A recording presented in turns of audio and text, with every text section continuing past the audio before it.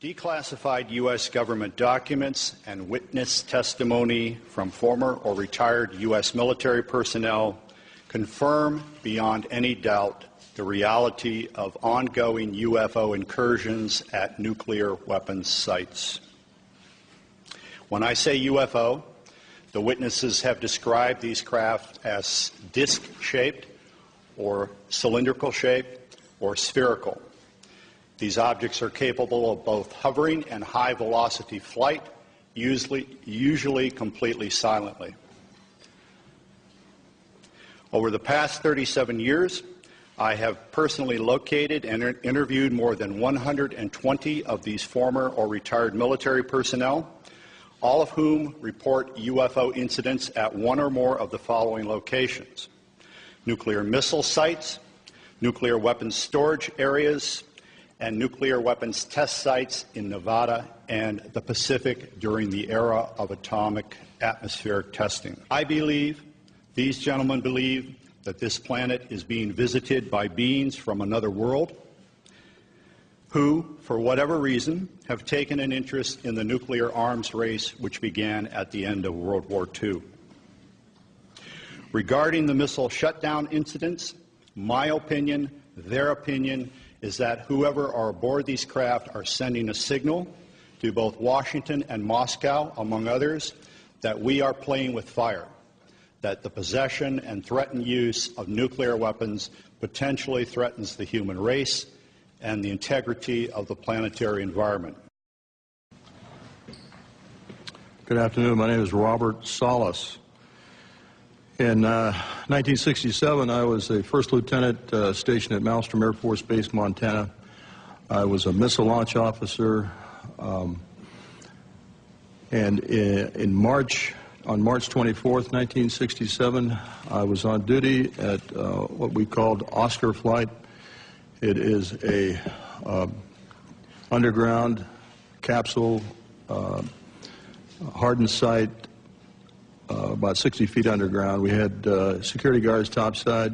The main guard is called a flight security controller. My commander at the time was Lieutenant Fred Mywald, now retired Colonel Fred Mywald. Sometime in the evening hours on March 24th, I received a call from one of my topside guards, the flight security controller, stating that they had been observing strange lights in the sky making odd maneuvers and wanted to report it. I thought it was kind of a strange report, but I took it seriously. You have to understand we were protecting nuclear weapons, and the reports we generally got were very professional. At any rate, I kind of dismissed the call. He called back about 5 minutes later. This time he was screaming into the phone saying they're looking at an object, a red glowing object hovering just above our front gate. This object was about 30 feet in diameter. He couldn't make out too much of the details of the object, only that it was pulsating, and he had all the guards out there. He was very frightened, wanted me to give him direction. I think I said something like, make sure nothing comes inside the perimeter fence. He immediately hung the phone up. I went to wake my commander, Fred Mywald, who was taking a rest break, started to tell him about the phone call, and just as I told him, our missiles began going into what's called a no-go condition or unlaunchable. Essentially, they were disabled while this object was still hovering over our site, our launch control facility. At that point, we went through our procedures. He reported back to the command post the incident. We also had some security lights, meaning security incursions at some of the launch facilities. So I called the guard back upstairs and directed that a security team be sent out. At this point, the guard told me the object had left at high speed. Again, silent, no noise. the security guards got out to the launch facility and reported back that they were seeing this object again. They also lost radio contact. This incident terminated at that point. We reset the security alarms, but the missiles themselves were still disabled.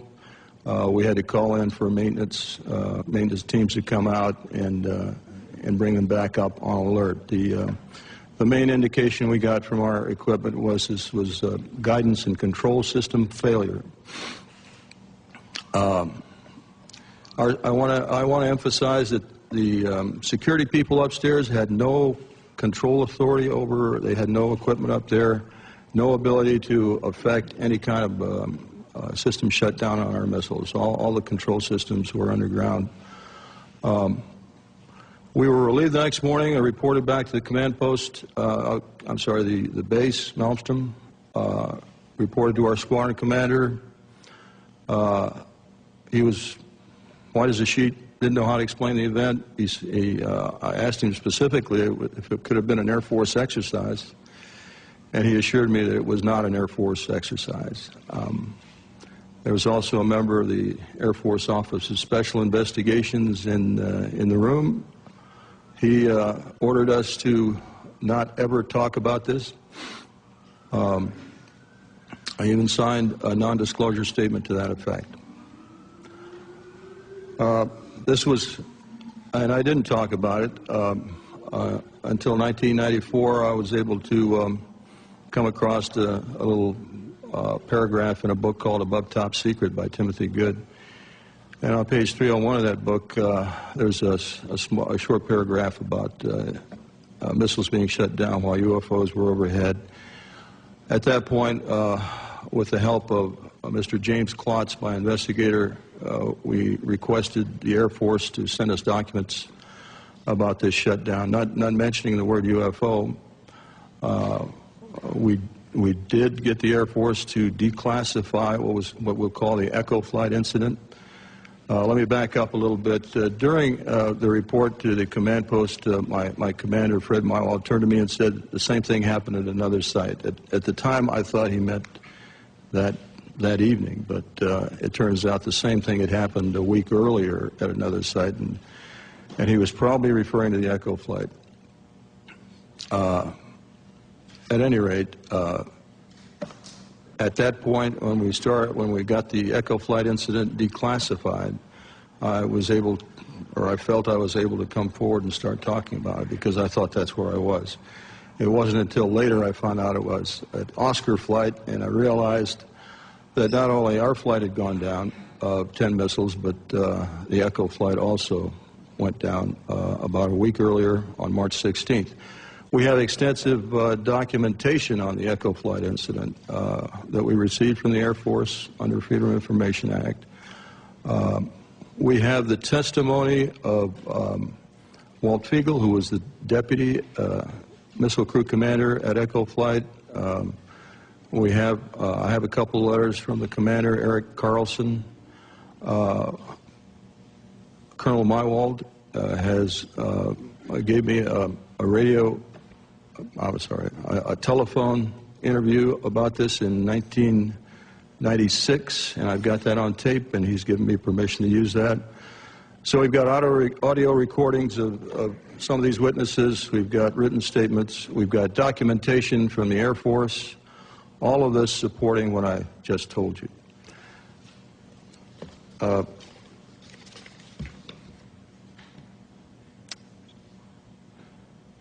I'll have more to say a little bit later about where I think we should go from here, but right now I'll turn it over to the next speaker.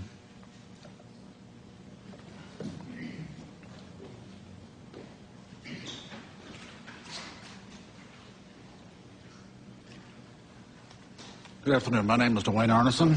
I'm going to give an adjunct testimony to what Bob has already spoken about. After graduating from college with degrees in physics and math, I entered the Air Force, got a commission, and served 26 years as a communication electronics officer in positions all over the world, including Vietnam. My highest clearance held was a top secret crypto special compartment information talent keyhole. For those that know clearances, you got to be almost squeaky clean to get that. Back in 1967, I was officer in charge of the Communications Center at the 28th Air Division in Great Falls, Montana. I was also the crypto custodian. I was a top secret control officer for the division, and I passed out nuclear launch authenticators. In March of that particular year, I can clearly recall a message coming through my communications center which basically said what Bob has already talked about, that a UFO did in fact shut down several missile silos in Montana. Not being a missile type, I didn't know Oscar flight from Echo flight, so I couldn't relate to any of those details. But the fact was that missiles were shut down by them. Later on, in mid-70s, about 1975, I was commander of a radar site in Maine, which was adjacent to Loring Air Force Base. Periodically, my security cop and I met with the SAC security police. And on two occasions that I can recall distinctly, they told us that UFOs were seen over the nuclear weapons storage areas at Loring Air Force Base, which was a SAC bomber base, as some of you may well know. I don't know what the details were. I don't know if any nukes were damaged or deactivated. I never saw a report on that, so I really can't say. That is history. After retiring from the Air Force, I went to work for Boeing as a computer systems analyst. Bob didn't mention this, but one of my first supervisors at Boeing was Robert Kaminsky. He has since passed away. He was the engineer selected by Boeing to go out and investigate the UFOs, the missiles that were shut down. He living close by where I lived in Washington State.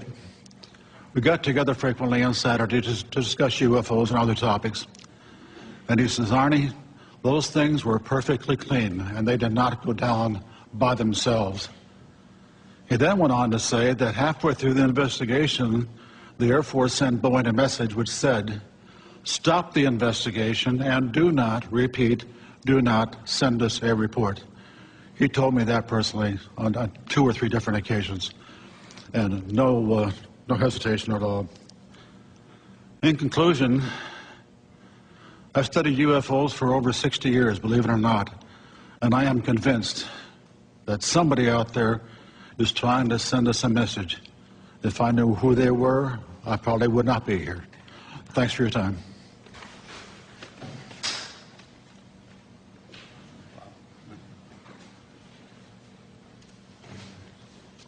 Good afternoon. My name is Robert Jameson. Between January 1965 and October of 1967, I was stationed at Malmstrom Air Force Base as a combat missile targeting team commander. Our main job was to point the missiles in the right direction. Also, we may be dispatched from time to time to a restart. In case any missile goes off alert, we have to restart and verify the targeting data. In March of 1967, I was on alert for dispatch. And that evening, I got a call from Job Control saying, a missile going down in Oscar flight, go out and restart it, which was nothing unusual up to this point. I called my team, and I went down into the hangar. As soon as I got to the hangar, some acquaintances of mine approached me and says, Bob, do you know what happened? No, I don't know what happened.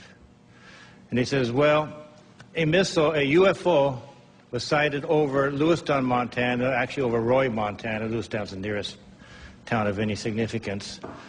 But over the Roy, Montana, which is the center of Oscar flight. And when that UFO, at the same time that UFO was over there, all of Oscar flight went down. Well, that was highly unusual. I went to Job Control to verify it, and yes, they confirmed it.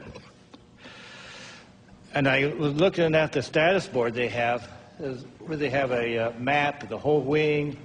I noticed everything was green. All the lights, they have lights for the missile sites. All the lights were green, except one corner, in the upper right-hand corner, was all red. All of Oscar flight was down. I mentioned to them that doesn't happen He says, well, it happened once before, about a week before. A UFO was sighted over Echo Flight. About the same time, all missiles in Echo Flight went down. He says, other than that and this is it. It's never have happened before. Personally, I'm never aware of any 2 missiles going down at the same time, let alone 10. I also learned, the people in job control was telling me, that earlier that day, a UFO was sighted over Belt, Montana, another town in Montana, small town east of Malmstrom. And it went into a canyon. And immediately they notified the Air Force. We sent a team out there to investigate it. And sure enough, there was a UFO apparently at the bottom of that canyon. Job control told me, go over to the emergency command post they have set up in the colonel's briefing room. I had access to that location. I went over there. The room was too crowded to really gain anything. I did hear radio contacts with a team out on the field mentioning lights at the bottom and everything, but I couldn't get too close enough to really find out what was going to happen. I left the room and started wandering around getting my team ready. Went into debriefing. We always go, before a job, we go to a debriefing. There's where they give us information such as road conditions and weather conditions, things we might expect out in the field. So I went over there, and they went through the normal debriefing, and then they said to me, now I want you to go to another table at the other end of the briefing room for a special briefing. I went over there, and another NCO approached me. I knew him because he sometimes was our debriefer or briefer. And he says, look, we have a problem. We have UFOs in the area. They've been messing with our missile sites. There are certain procedures we want you to do if you should see one out in the field. And he proceeded to tell me what to do. If we're out on the road, we see a UFO, we do not go to the launcher, but instead to the nearest launch control facility. Also, we call job control and let them know what we're doing. If we're at a site and we're penetrating, then we have to stop what we're doing, remove ourselves from the site, call job control. We all have radio contact with all these. Call the job control and wait for further instructions. Now, if we're at the site and we're doing our work, I have to take myself, my team, and the targeting tapes, go into the launcher, close the personnel hatch. Now, all the teams, before you go out into the field, will take with us an armed guard. That's just normal. We have to leave the one guard, armed guard, on top, all by himself, and he's supposed to report to job control or the launch control facility of what he was seeing. And I says, okay, but then he says one other thing, don't leave yet. We're going to hold everybody back until we're sure that all the activity out in the field has ceased, at least for the time being. So I waited around about an hour and a half. He was all ready to go. Then they contacted me and says, okay, you can go now. So I went with my team. We went out to the field. We restarted. We had to go to Oscar Flight. That's not a very pleasant thing. Oscar Flight is 120 miles. It's the furthest flight from the base. And in Air Force trucks, that's not the most comfortable ride. But nevertheless, we went out to Oscar Flight, and we restarted, I think it's either 3 or 4 missiles. This is where Bob was at the time. We restarted 3 or 4 of their missiles. The startups were successful, and I saw no incidents in the field. When I came back, we have to go through debriefing. The first things I asked them upon return to the base, what about this missile out in Belt? They said as soon as daylight came, we were going to send choppers over. It was nighttime when they first saw it, and no one's going to have them scale down the mountain at nighttime. So they were going to send some choppers down and scale the mountain, scale the canyon daylight time. But as soon as daylight time came up, this thing shot up right through everything and just disappeared, more or less. So that was that. Now, also, about a week later, I also heard that a UFO was sighted over India Flight, and there was a partial shutdown. I think 4 or 5 missiles was shut down at India Flight with a UFO overhead, not the whole flight. And I had to go out and restart at least 2 of them. And then the rest of my time at Montana, I was involved in no more further UFO incidents. Nothing else happened. And then I went on elsewhere. Thank you.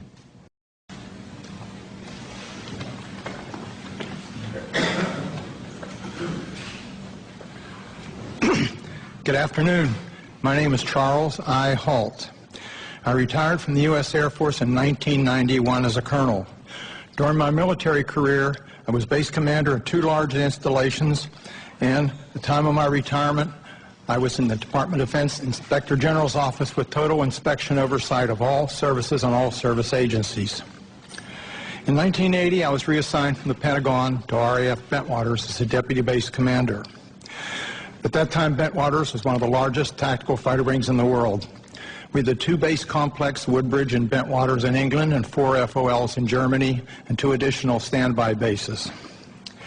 In December 1980, early in the morning, several of our security policemen discovered strange lights in the forest in East Anglia, just outside the back gate of RAF Woodbridge.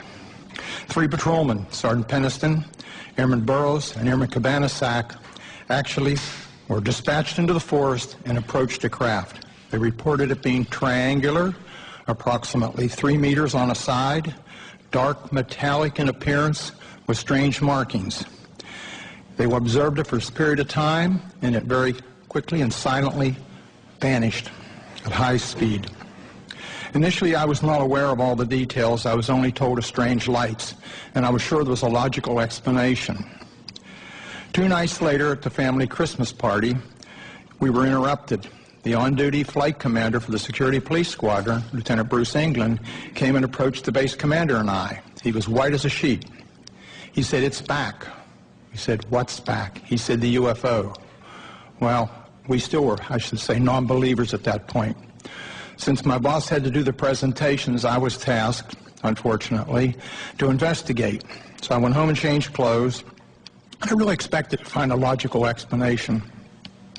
I took several security policemen with me, a disaster preparedness NCO who took a APN-27, a Geiger counter, and a camera. I also had my small cassette recorder I carried everywhere when I was on duty. I was taken to the supposed site. We found indentations approximately 1.5 inches deep, approximately 6 to 8 feet on a side, and radiation of 8 to 9 times normal background radiation. Not enough to be dangerous to somebody, but significant. We also found broken branches on the trees. While we were milling around trying to make sense of the whole thing, one of the individuals with me suddenly spotted something. Off through the forest was a bright, glowing object. The best way I can describe it, it looked like an eye. It was bright red with a dark center. It appeared to be winking. It would sort of wink. It was shedding something like molten metal. It was dripping off it. It silently moved through the trees, avoiding any contact. It bobbed up and down, and at one point it actually approached us. We tried to get closer. It receded out into the field, beyond the forest, and silently exploded into 5 white objects. Gone. So we went out into the field looking for any evidence, because something had apparently been falling off it, and we found nothing. But while we were searching around in the field, one of the people with me noticed some objects in the sky to the north.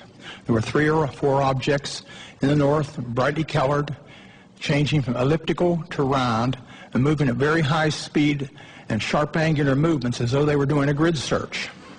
While we were watching them, somebody else noticed to the south there were 2 objects just sort of hovering in the sky. One object approached us at very high speed, best guess is 3,000 to 5,000 feet, somewhere in that neighborhood, stopped directly overhead and sent down a concentrated beam at our feet. It was about 1 foot in diameter. The best way I can equate it is sort of a laser beam. We stood there in awe. Was this a warning? Was this an attempt to communicate?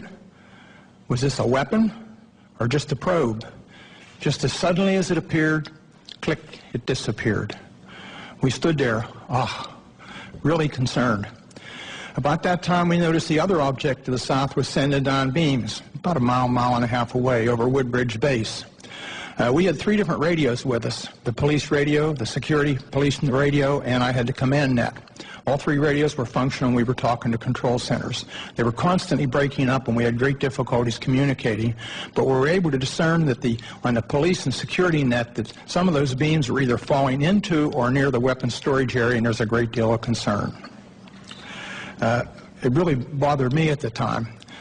Every time something of significance happened that night, I kind of clicked on my little tape recorder and recorded it so I'd have a record of it for the next day. Unbeknownst to me, a copy of that was released by one of my co-workers several years later, and hence there was a lot of publicity.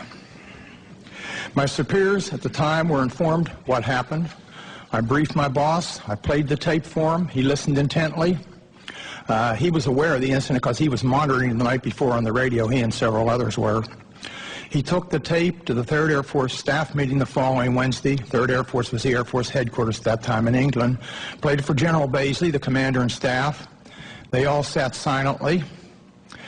The decision was, it happened off the base, so it's a British affair. In other words, they were loath to get involved. So my boss came back and threw me the tape recorder, and I said, well, what do we do, boss? He said, get with Squadron Leader Moreland, who was the British liaison officer, and do a report. It's their problem, not ours. Gosh, here I am kind of caught in the middle, and I'm a junior guy here. Whoa, why did I ever get involved? Well, Squadron Leader Moreland was on vacation in Wales at the time. He came back, and he was quite upset that he was in the middle of the thing, too. So he said, well, write a memo. So I wrote I shall call it a cleaned-up memo, just kind of unexplained lights, just to kind of get them to come out and investigate and look into the thing. Well, I gave it to Moreland, and unbeknownst to me, Moreland sent a copy to his superior at 3rd Air Force. I didn't know that at the time. The copy to MOD was apparently buried in the files. Days turned into weeks, and weeks turned into months, and I almost forgot about the incident, to be honest with you. Gave up. Several years later, one of my co-workers was playing a copy of my tape at cocktail parties and caught somebody's ear. Somebody started asking questions, and he said, oh, Holt wrote a memo.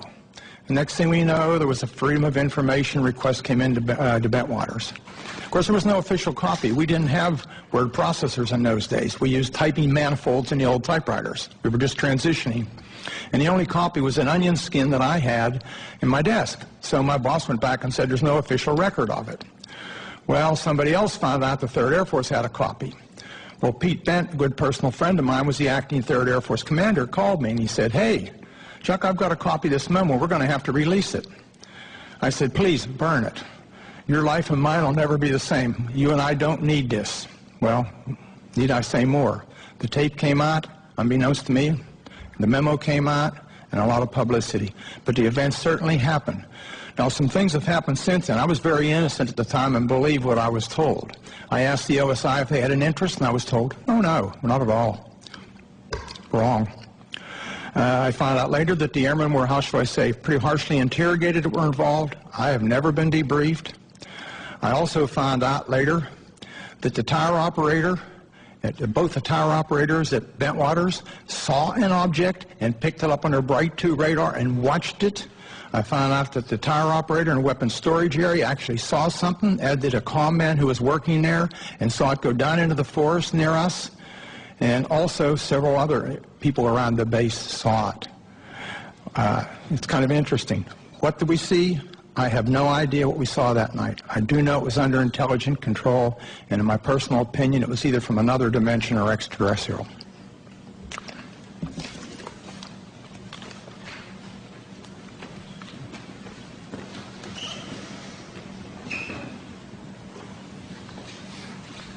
Good afternoon. My name is Jerome Nelson.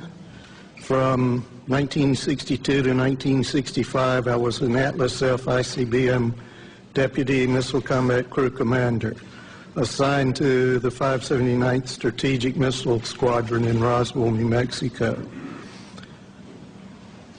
Sometime during the winter of 1963 through 1964, while I was on alert duty in the Launch Control Center at Atlas Site 9 west of Roswell, my topside security guard called me on the telephone and reported a bright light that is a fully illuminated round object was hovering silently over the missile silo and shining a light down onto it. I could tell that he was serious, and his voice revealed he was very frightened. After perhaps 5 minutes, the object left the vicinity. Even before it left, I called the base command post at Walker Air Force Base and reported the incident. I was concerned the object would somehow sabotage the missile. I was surprised by the response I received, being told that the command post would take the unauthorized excursion under advisement. I was never debriefed by my commander or anyone else, which I found quite puzzling and frustrating. Over the next month or so, this type of incident occurred several more times while I was on duty at Site 9. I would estimate the total number as more than 3, but fewer than 10.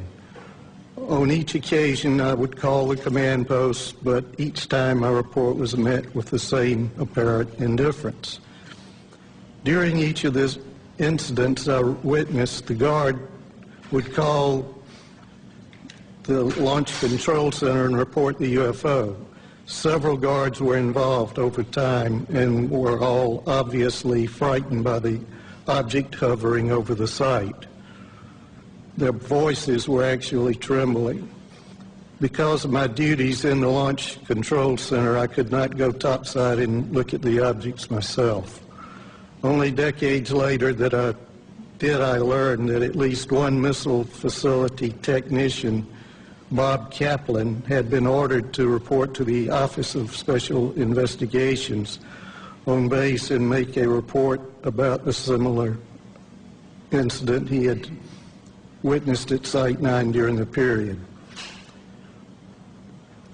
At the time, this development was kept from me and my missile commander. I do not know whether anyone else was interviewed by the OSI, but I wasn't. That's my report.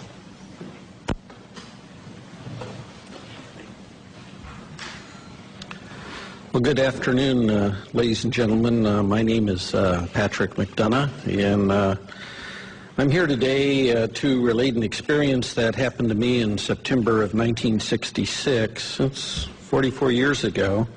But that experience was so significant, it was basically burned in my memory. I haven't forgotten about it at all. But I am getting older, and I did want to put this experience and relate it on the record. A little background on me: I had enlisted in the Air Force in Berkeley, California, in first week of November 1962. At the onset of the Cuban Missile Crisis, it was going. I felt patriotic. And up to that time, I had been studying engineering in college. I had 3 years of engineering. And the Air Force, considering my background, trained me to be a geodetic surveyor. And I was assigned to 1381st Geodetic Survey Squadron in Orlando, Florida. We basically, in 1965, we moved to Warren Air Force Base in Wyoming. On average, I would spend 9-10 months a year on temporary duty, surveying for latitude and longitude at our missile sites and aircraft bases for positioning missile and aircraft guidance systems. Basically, the squadron's mission was to provide precise geographical coordinates for a missile or an aircraft inertial guidance system, so that the missile or aircraft would know exactly precisely where it was at when it takes off, while the intelligence agencies would provide the targeting information. In early September of 1966, myself and 2 other airmen, Airman First Class Al Kramer and Airman Third Class Charlie Coates, we were temporarily assigned to Malmstrom Air Force Base, and were ordered to provide or perform the initial geodetic surveys for the last 50 missile sites there. There already was 150 Minuteman I sites, and we were putting in the last 50 for the wing. And basically, we were assigned to the Site Activation Task Force they call SATAF. It was a Boeing, really, the prime contractor. We were given a government truck, no radio, anything in it. I was the chief of party. I was the observer on our small 3-man team. Al was the recorder. Charlie was, we were trying to train him both in observing and recording. We normally would arrive at a missile site at about in early evening. We'd set up our instruments, and basically what I was doing was the star observation to provide precise latitude and longitude. On the night of this incident that happened, we were completing a series of what we call celestial astro-azimuth observations southeast of Conrad. And I was doing the observing, Al was recording, and Charlie was assisting Al with the chronometer on the time hacks as I tipped on Polaris. The unusual thing about this missile site I was at was that the blast hatch of the silo was open. And that was very unusual. Normally when I'd go to these missile sites, even though they were not activated yet with a missile, they were always closed. The monoliths were there. We do 4 monoliths and do a precise quadrangle. And the work we did was very precise. It involved a lot of, it's basically all using star shots. And so here's a site that we arrive at, and the blast hatch is open. And we're nearing completion of the star observations. We had been to the other 3 monoliths, and I was at the monolith at the next to the hatch. And it was probably about 1:30, and a unidentified flying object came from the north and stopped right over us. I would say it was well, probably about altitude of 300 feet or so, maybe a little higher. It's a little hard to tell in the dark. It was round. It had, I would estimate its diameter at about 50 feet, kind of like a pretty large, you know, like a wingspan of a B-52, something in that range. It's pretty large. It seemed to have pulsating lights going around it, and it had a white light from the center looking down into the silo. There was no wind, there was no noise. Still only stayed there maybe 20, 30 seconds at most. And then I just remember, I'm staring up at the stars, right? I'm a pretty keen observer of what's above me here in the celestial sphere up there. And I just said to myself, what if this thing beams us up and takes us off to some distant place and never return to Earth again? I mean, this is going through my head here while this thing's above me. And then from this dead stop, it shoots off to the east, just like now you see it, now you don't. It just, phew.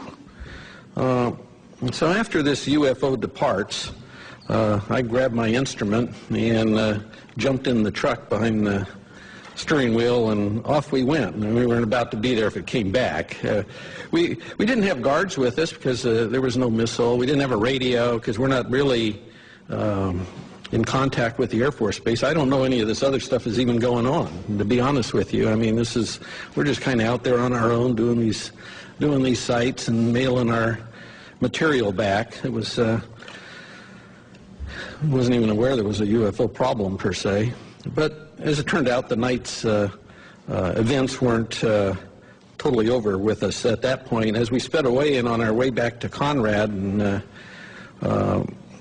the Army Corps of Engineers had base rocked all the roads to take the weight of these missiles they were bringing in. And of course, these are new sites, and they took down all the signs to make the roads wider.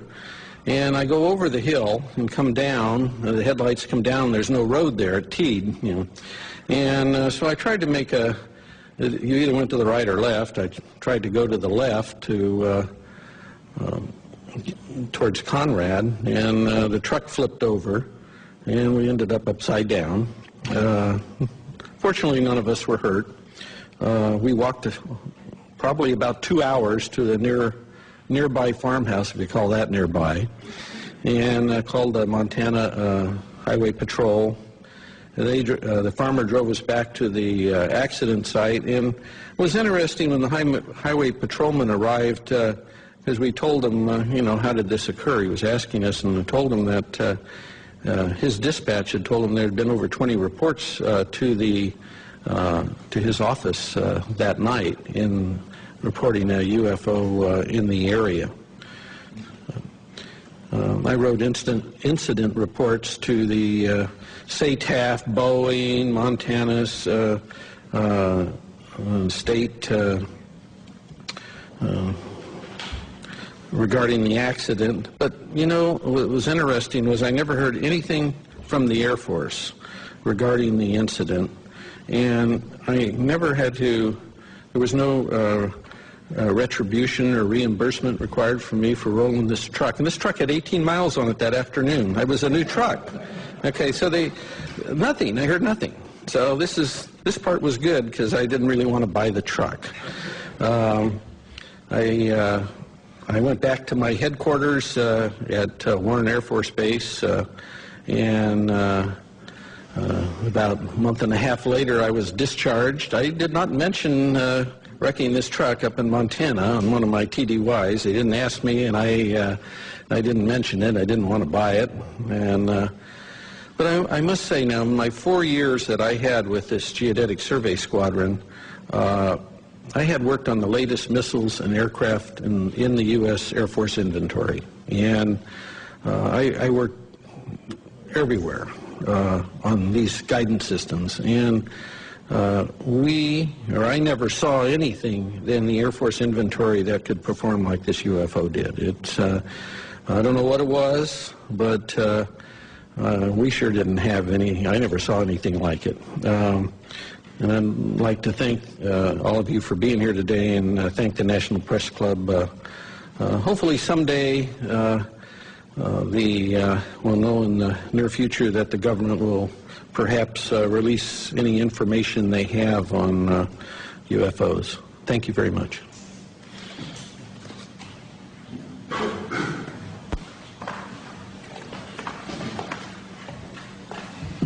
Hello, everybody. I'm Bruce Fenstermacher. I don't have any exciting stories like rolling a truck with 18 miles on it.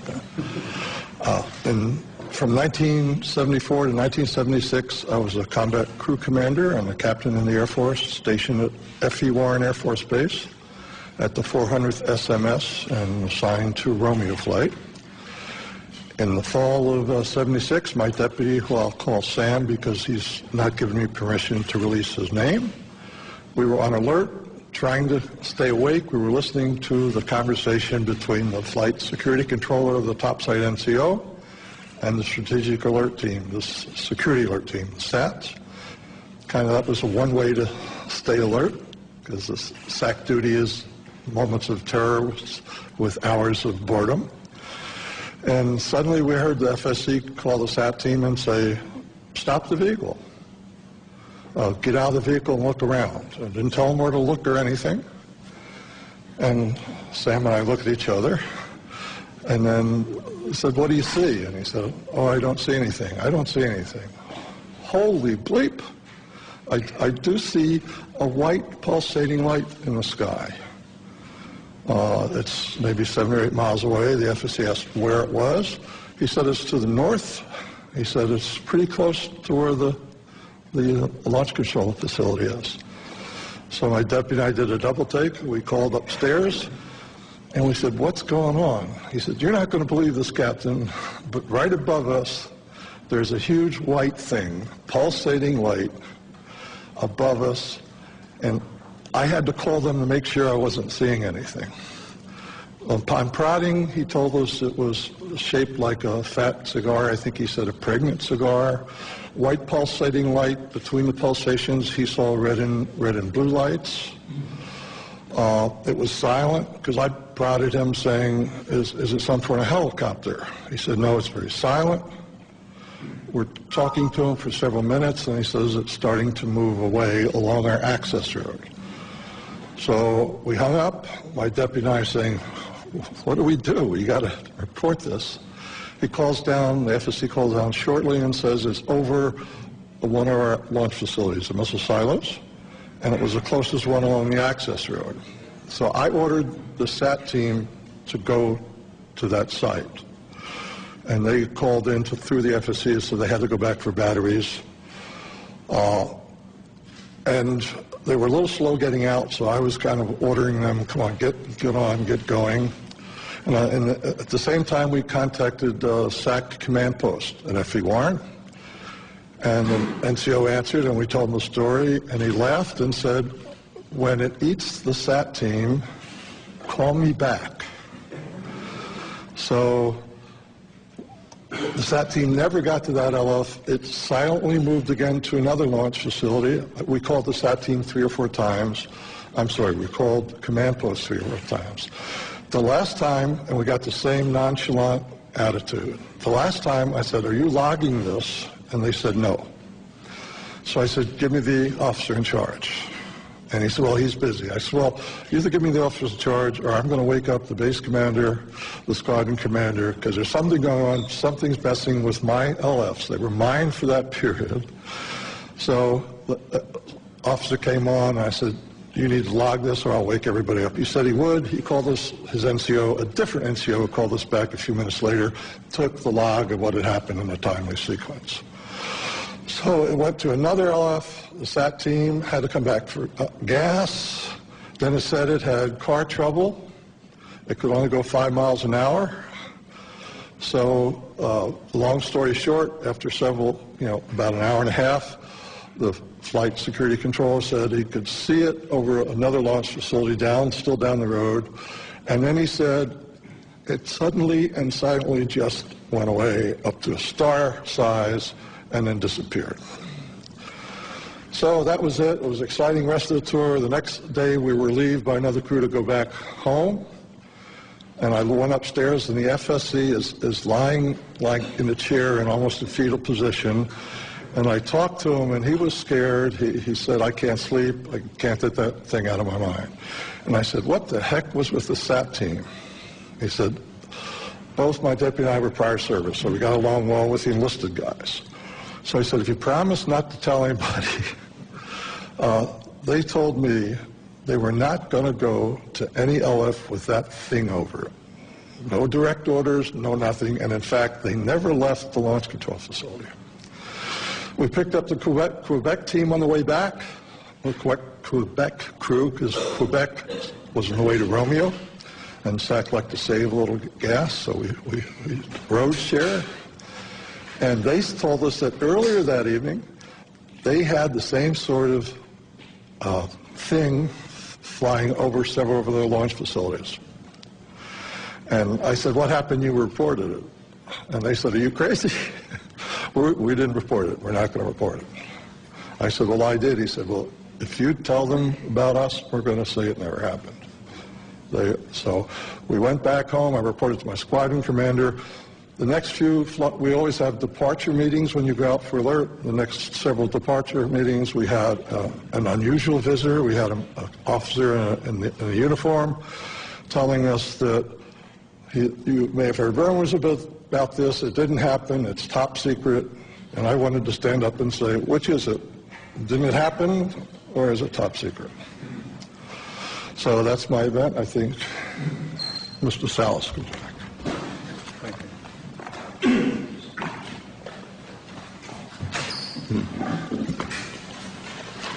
What you have heard here today is evidence of a phenomenon. It sounds fantastic, and it is fantastic.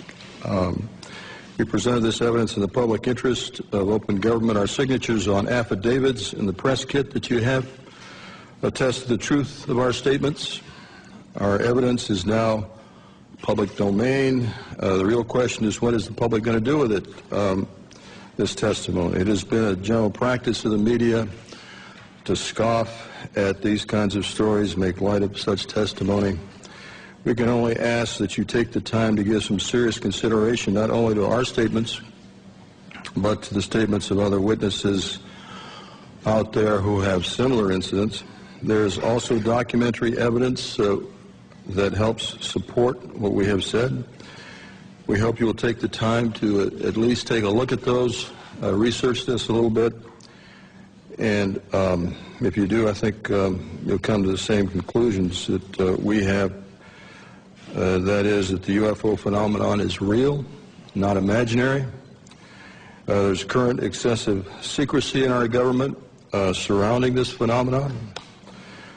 Unknown aerial objects have in fact been observed over many of our nuclear weapons bases and other nuclear facilities, and in some cases the appearance of these objects coincided with compromising the operational readiness of our nuclear weapons.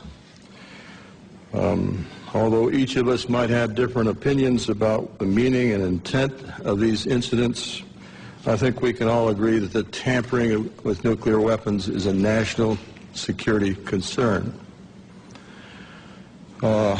This is Air Force official policy on UFOs.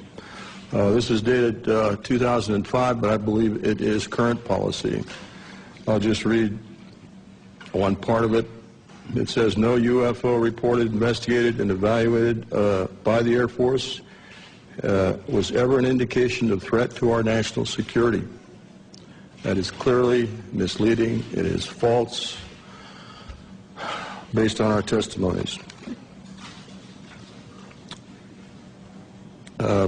This statement, the decision to discontinue UFO investigations, was based on an evaluation of a report prepared by the University of Colorado in 1969. I believe this was the infamous Condon Committee study.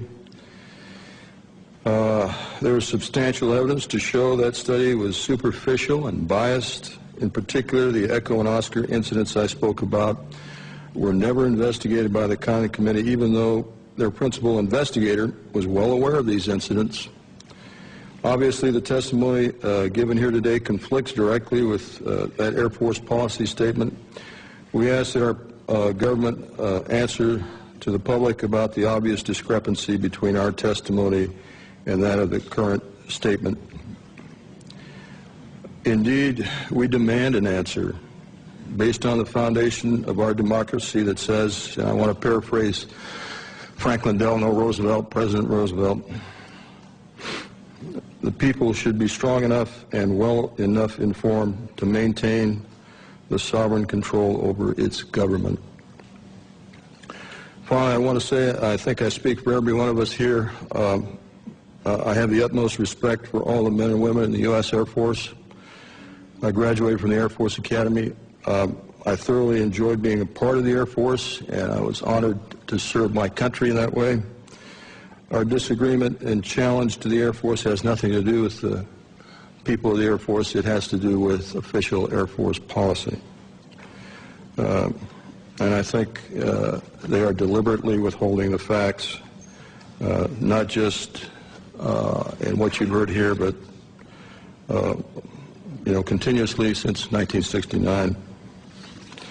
And by doing so, they're not allowing the people of this country to engage in the decisions regarding events that are clearly national security issues and concern to all of us.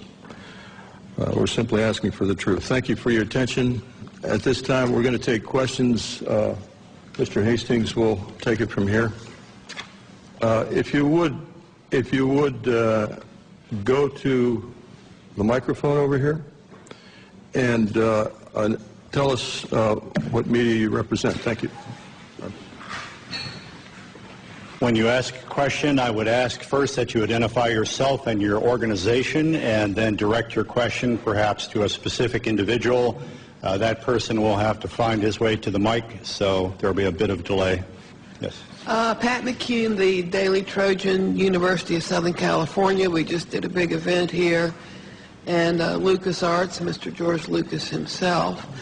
I wanted to commend all of you. You guys are soft-spoken, but you carry a big stick, and that's exactly the way to approach this issue. I remember when UFOs first got going, it was like a laughing matter until they started revealing themselves in the deserts, Arizona, Colorado, and so forth and so on. I'm standing up here not only because if I'm a resource to anybody, if LucasArts is, please let me know, and I'm glad to do whatever I can to help you. As well, I wanted to point out that my friend Charles Stone back here is something of a real authority on UFOs. He does quite extensive work on websites and all, and is a real authority if you need some questions answered. That's it. Hello, Jeff Schogel with Stars and Stripes. Two quick questions. Mr. Hastings, you had mentioned that this is an ongoing phenomenon. Is there an incident later than 1980 that you are aware of? And then also, are there any testimonies here today that are new that have not yet been documented or been in the public domain? This is a cross-section of the witnesses who've come forward. The latest incident involving nuclear missiles was at Malmstrom Air Force Base in 2007. However, the person is still active duty Air Force. I'm not going to elaborate on that until that person is separated from the Air Force. Another incident occurred at the Nellis Air Force Base, Nevada, Area 2 weapons storage area. A series of incidents, the latest being in April of 2003, in which there were unidentified aerial objects maneuvering near the weapons bunkers at that facility. More recently, civilian sighting reports in Orange County, California, at the Seal Beach Naval Weapons Station, a series of bunkers, again, containing nuclear weapons. There were local media reports of multiple sightings in March of 2009 near this weapons storage facility. This is ongoing. This is the tip of the iceberg. We can only catch as catch can. I am of the opinion that for every incident that I'm aware of, and for witnesses that we've got in hand, there could be 10, there could be 100, there could be many, many more incidents that I'll never know about because the people won't come forward. They'll wait years or decades to talk about what they know. And is anything that has been said here not been in the public domain before? I'm sorry? Anything that has been said here, I know I've heard the incident that Mr. Holt referred to, I've seen Mr. Salas. Is there anything here? The other people that you've heard here today, I reckon you have not heard about. The testimony of the majority of these people have not hit the national airwaves, so to speak, or the national media. There have been websites, I've written articles and so on, but the majority of these witnesses have not received national or international exposure. I think if we could maybe limit one question per person so we can get everybody accommodated. Yes. Gentlemen, Stephen Smith, KSHE Radio, St. Louis. I commend you all for being here. What an incredible panel. And Robert, you and I have always spoken over the phone. I'm still editing the book. I was at Naval Headquarters in Communications during the Carter administration. And I can affirm what you're all saying. This phenomena is incredibly real. And one day, a gentleman came into our comm station, came up to me, I had never seen him before in my life, and said, "Do you know that we have aliens on ice?" And I was just taken back and speechless. I didn't pursue with any questioning. And he turned around and walked away and walked out. I have been a contactee twice in my life, both times in Santa Monica, California, one in 1986, one in 1997. Incredible experiences that I won't go into detail right now. But I just want to say, bravo, gentlemen. Thank you. Spencer Ackerman with Wired. Mr. Hastings, could you elaborate on why you've speculated that the unidentified flying objects that all of you have described possessed the agenda of trying to tell us to turn away from our path of use of nuclear weapons? Are there other potential explanations that you've considered and found less plausible? Is there a possible offensive threat to the world from these UFOs? As I said in my introductory remarks, that's speculative on my part. However, given the available evidence, that is a plausible scenario. We can clearly say, based on radar data, which are empirical, not anecdotal, that these objects have been tracked since the early 1950s, if not earlier, traveling up to 7,000 miles per hour, making right-angle turns at high rates of speed, instantaneously hovering, reversing course.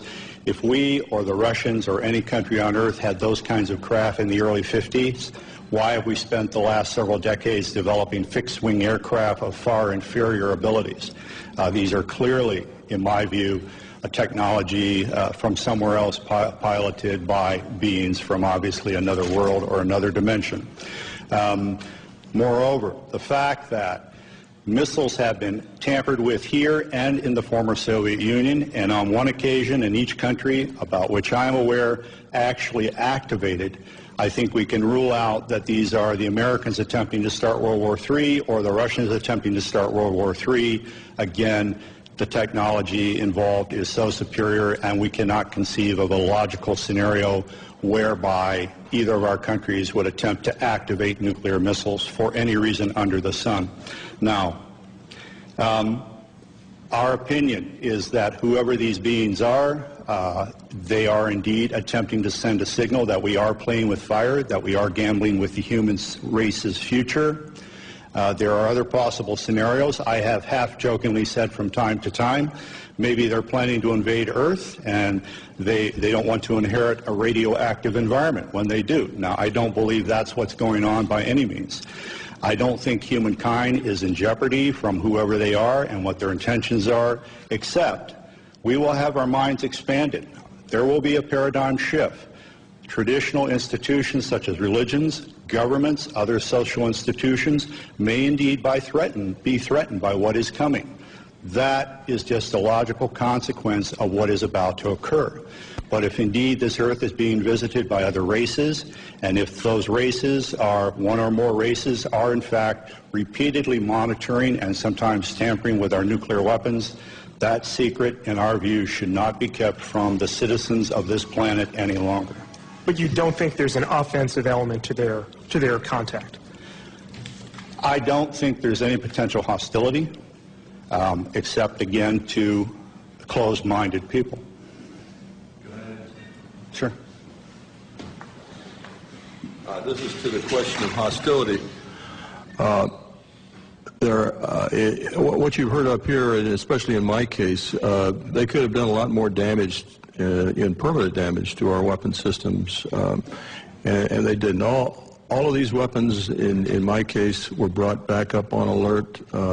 It took a day or so, but everything was fine. If they wanted to destroy them with all the powers they seem to have, I think they could have done that job. So I personally don't think this was a hostile intent. Hi, I'm Charles Stone with the Tiger News Service. I didn't ask my friend to come up and make that statement for me, but appreciate your patience. I've published internationally in the history of weapons of mass destruction, including going back to the 1940s, and these incidents go back to at least that period of time, that U.S. government military facilities that were doing high-tech development in that period of time also reportedly at least had UFO visitors of various types, and that there is archaeological evidence that there have been what we would call that there's evidence of what was almost certainly atomic warfare in ancient history, at least twice, and also that I'd like to mention that one of our biggest and most powerful government agencies was founded in part to monitor UFO activities. That was the National Security Agency in the late 1940s. Did you have a question, sir? Are you aware that the NSA was partially founded to monitor UFOs? I've heard rumors to that effect, and also the Central Intelligence Agency. In my view, those rumors aren't supported by any authoritative documentation at this point. I would not be surprised at the same time if that were ultimately proved true by historians, but that's as far as I think we can take it at this point. Right. Thank you. Thank you. Hi, my name is John Kelly. I'm a columnist at the Washington Post. Colonel Halt, you mentioned that when you went out you had a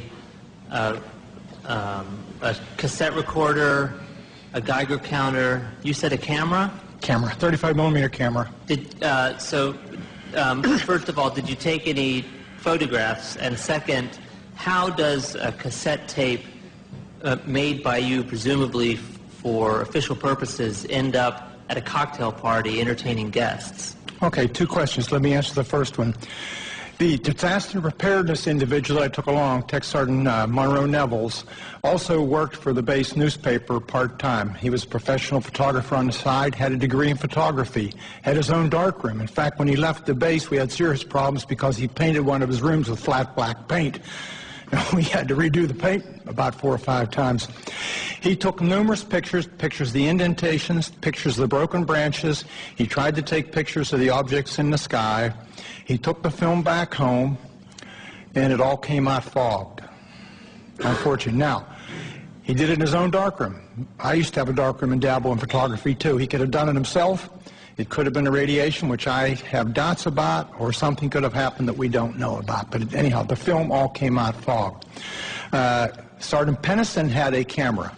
It was not uncommon for the security police on the perimeter to carry cameras because the British have a lot of, we call them bird watchers, people that catch tail numbers and follow the history of airplanes and climb over the fence from time to time, not to do any damage or any harm, but curiosity and try and get close. It's part of a game.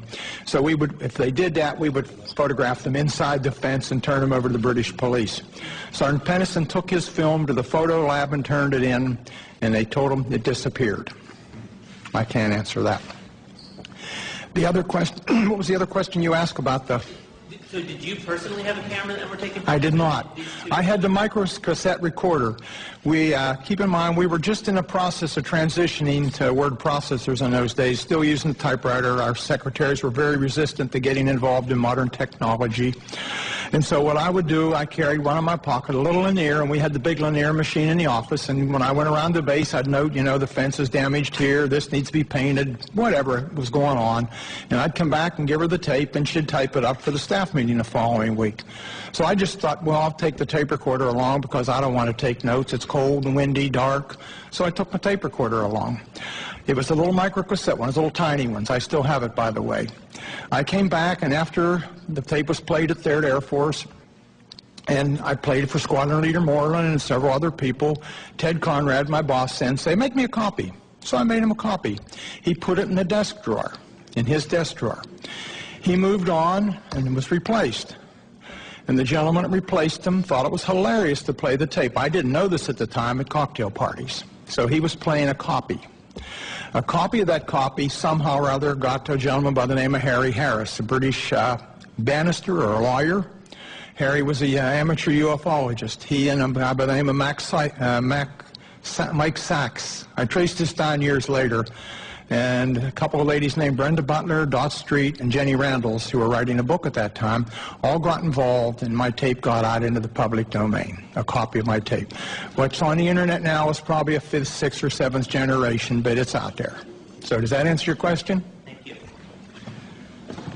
Let me interject that Robert Jameson, the missile targeting officer from Malmstrom in 67, does need to catch a plane, and so if anyone wants to direct a question to him, you'll need to do it in the near term here. Hi, Ledge King with Gannett, Washington Bureau. I have 3 questions, 2 of which can be answered by raising a hand. The first is, have any of you been contacted in the last month, I guess, whenever this event was being planned, by a government official telling you not to show up or trying to dissuade you? Any of them? Any of you? No. Second question is, Mr. Hastings alludes to the fact that there's a message being sent here that we ought to get rid of nukes. How many of you subscribe to that theory?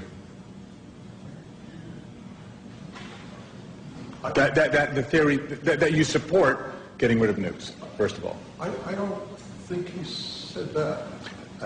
Well, what you're being asked is, Bob and I are of the opinion that the bottom line is the best explanation for what has taken place at our nuclear weapon sites is that whoever are in the UFOs are in effect sending a message, perhaps getting rid of nukes, expressing displeasure or concern, but certainly indicating an interference with the weapons. You're being asked whether you subscribe to that or not. You support? Not quite to that degree.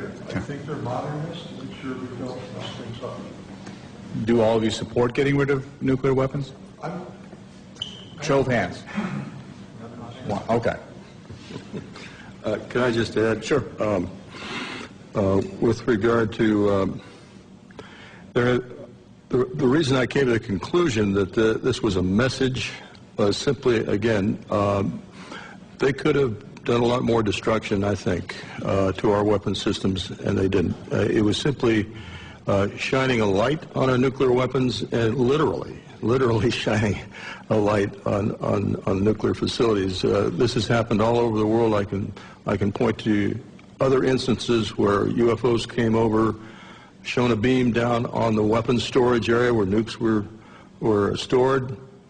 To me, it's pretty clear. This is just, you know, we're shining a light on this. We're pointing it out.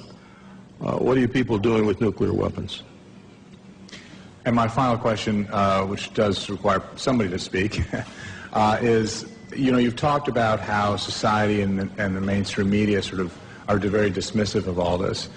Can one or two of you talk about sort of the personal journey you've come to in terms of, you know, approaching family or friends or others about this when people may think it's kooky to talk about this? Can one or two of you talk about how, you know, was it difficult? How difficult was it? That sort of thing. Thank you. Well, as a person who is very, very skeptical about this, what I call UFO nonsense, when that happened that night and I thought through the process of what the logical explanations are, after that I was very careful about who I told what, because some of my friends, when I started on this, just laughed. So I got ridiculed. I was used to the ridicule from the Air Force, except for the dual standard. We're going to ridicule, but it's secret and don't talk about. And coming out was my. I came out a little bit. I talked to Robert. I gave him a little bit of the story. I didn't want my name to come out. I was concerned.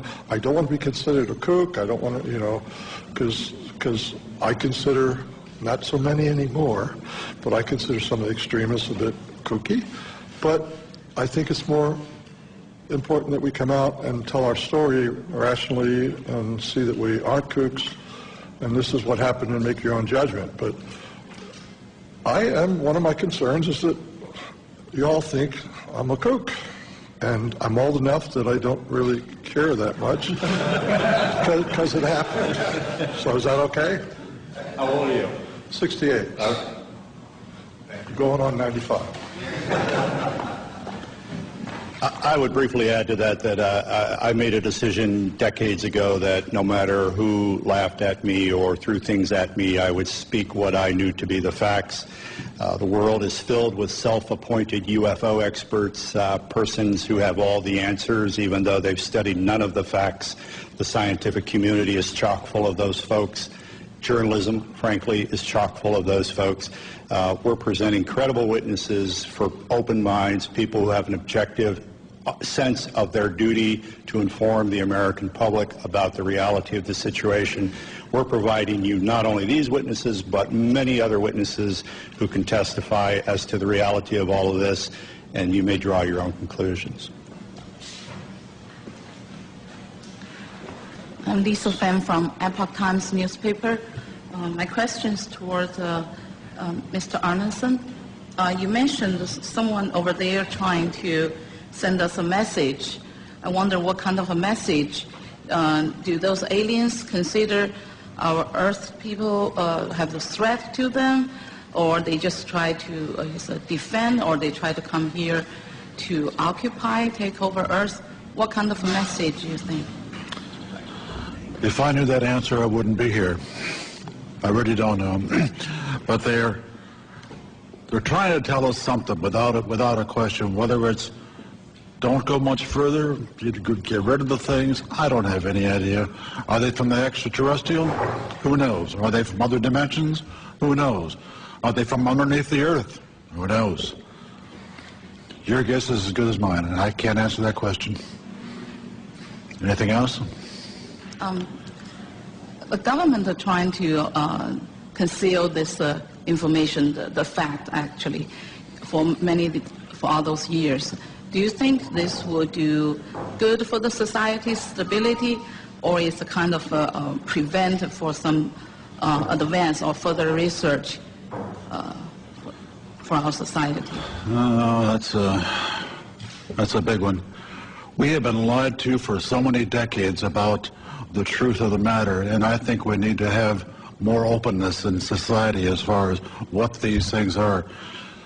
Recently, in the last year or two, the Catholic Church has said publicly, it's okay. ETs can exist.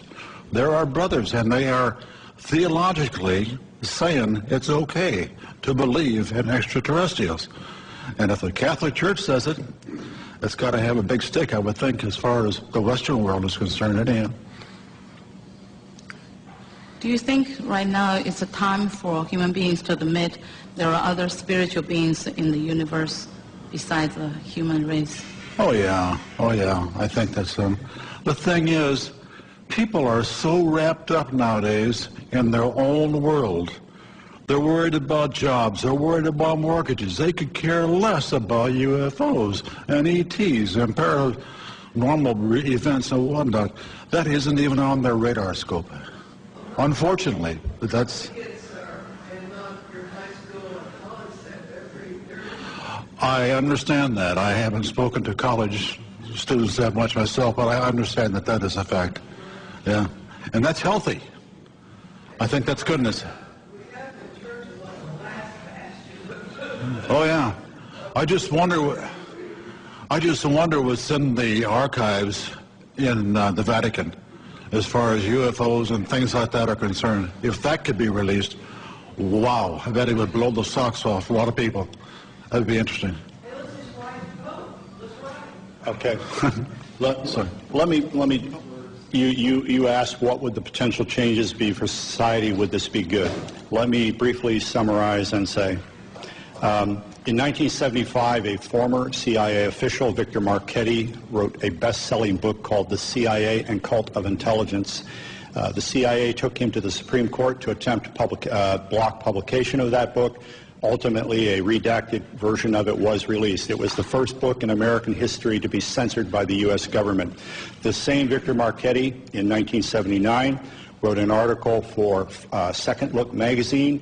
The title, I believe, was How the CIA Views the UFO Phenomenon. He said, among other things, this subject was so sensitive that you did not talk about it in the agency unless you had a need to. Nevertheless, there were rumors floating around at the highest levels of CIA about recovered crashed UFOs and the bodies of their crews. Thirdly, Victor Marchetti said, in his opinion, as an intelligence analyst with CIA for, I think, 11 years, he was of the opinion that no government on earth will voluntarily release this information because it would jeopardize the status quo, i.e. their power. Even if there's no hostile intent or implication to the visitation of these beings, if indeed these are extraterrestrials, even if they're not meaning us any harm whatsoever, governments have nothing to gain and everything to lose by admitting the reality of this. And Victor Marchetti's opinion is that this will probably come out, by some action on the part of the phenomenon itself, which will leave no doubt in anyone's mind. But don't expect Washington or Moscow or any other government to volunteer the reality of all of this. Thank you. I'm Jim Canan. I'm a defense writer of long standing in this town for Gannett Newspaper's Business Week magazine, and I was senior editor of Air Force magazine. I'm going to ask a question, but I want to contribute something. When I was on Air Force magazine, I was told by an Air Force colonel of long acquaintance that this was real and that we were actually dealing with the aliens. I never had the guts to write. He said, you won't have the guts to write this. I said, no, because I have to confirm it. And if you can't tell me how to confirm it, he did give me a couple names, but it didn't pan out. I was like all the rest of the press. If I couldn't confirm it, I wouldn't write it. Now, that may mean that we're somewhat cowardly, but at the same time, it means that we're also very careful. I do sympathize with the members of the press who do not write about this, even though I myself am convinced of it by now, because I was one of them once. But now, I have a question contemporary. 2 years ago, the Air Force Chief of Staff and the Secretary of the Air Force were dismissed by the Secretary of Defense for, among other reasons, being sloppy in their management of nuclear weapons. We transported an armed one somewhere, we sent components overseas and so forth. This shook up the Air Force. I want to ask you gentlemen in the aggregate or individually, do you think that this evidence of malfeasance ranks up there with not telling the public about alien or UFO intrusion at nuclear sites? Is there an equation there?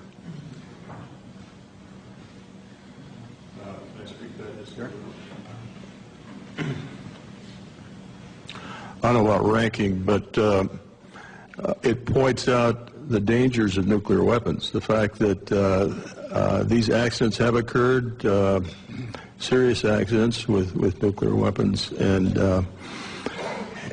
it just points out how dangerous it is that we have them.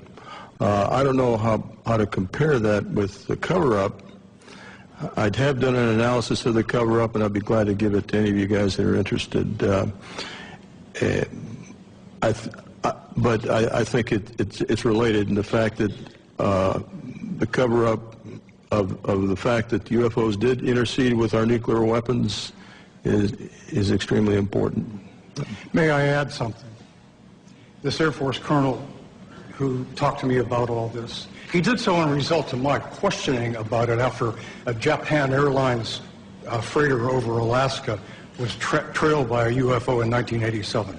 I called all over Elmendorf, FAA, the Pentagon.